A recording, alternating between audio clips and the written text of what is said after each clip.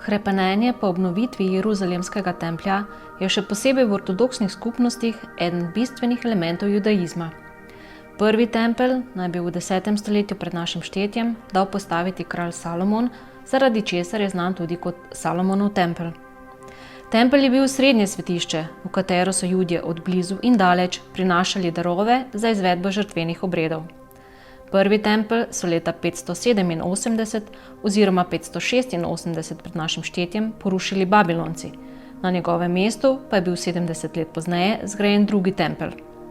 Tega so leta 70 porušili Rimljani, od celotnega kompleksa pa se je ohranil le del zunanjega podpornega zidu tempeljskega griča, tako imenovani Zahodni zid ali zid objokovanja, ki je danes najsvetejše mesto judovstva.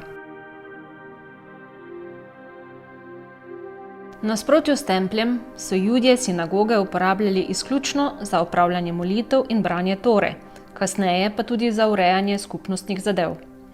Prve sinagoge naj bi bile zelo verjetno urejene že v 6. stoletju pred našim štetjem v Babiloniji, še posebej po uničenju drugega templja pa so bile praviloma zgrajene povsod tam, kjer so se Judje naselili v zadostnem številu oziroma so lahko oblikovali minjan, zbor 10 odraslih moških, kolikor jih je potrebnih za izvedbo javnih molitev in obredov.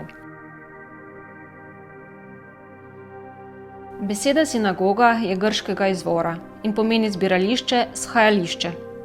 Čeprav je ta beseda za judovsko shodnico danes splošno razširjena in prepoznavna, pa Judje zanjo uporabljajo tudi mnoga druga hebrejska poimenovanja, kot sta Bet Kneset, hiša zbiranja, in Bet Tefila, hiša molitve.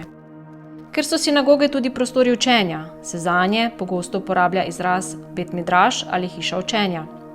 Judje iz aškenaških skupnosti bodo praviloma odšli v Šul, sefardski Judje pa v Kal.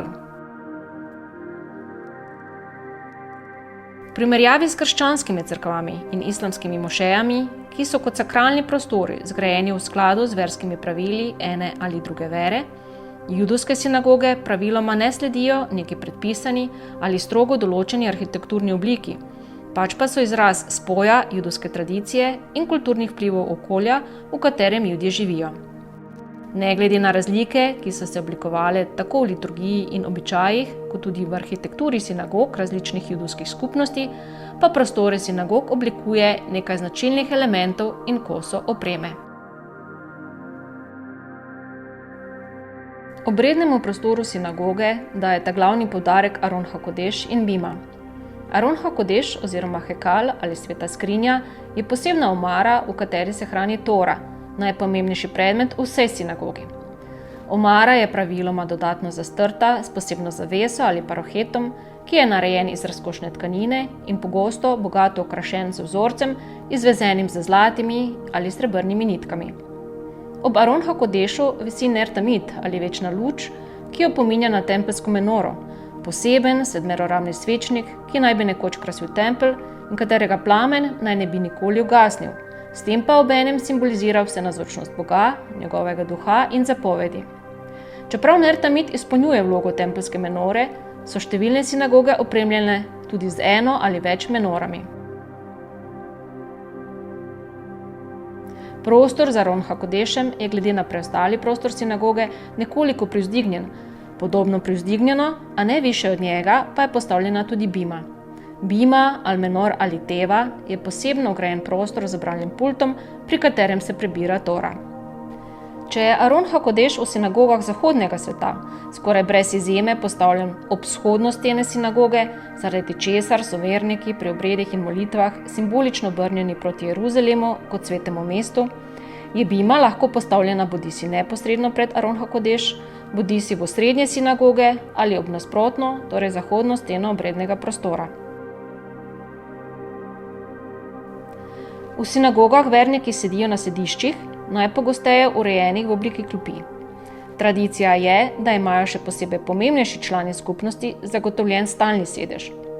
V ortodoksnih skupnostih so prostori za vernike in vernice ločeni z mehico, pregrado v obliki zavese ali dovolj visoke predelne stene, ki preprečuje morebitne stike med spoloma med obredi, s tem pa se zagotavljajo pogoji za doseganje kavane, popolne koncentracije in zavedanja ob molitvi. Prostor za vernice je lahko urejen tudi kot ločen prostor, ki je bodisi prislonjen k osrednjemu obrednemu prostoru ali pa se kot galerija razprostira nad njim. V reformiranih skupnostih, vse bolj pa tudi v konzervativnih, verniki in vernice v sinagogah niso več ločeni.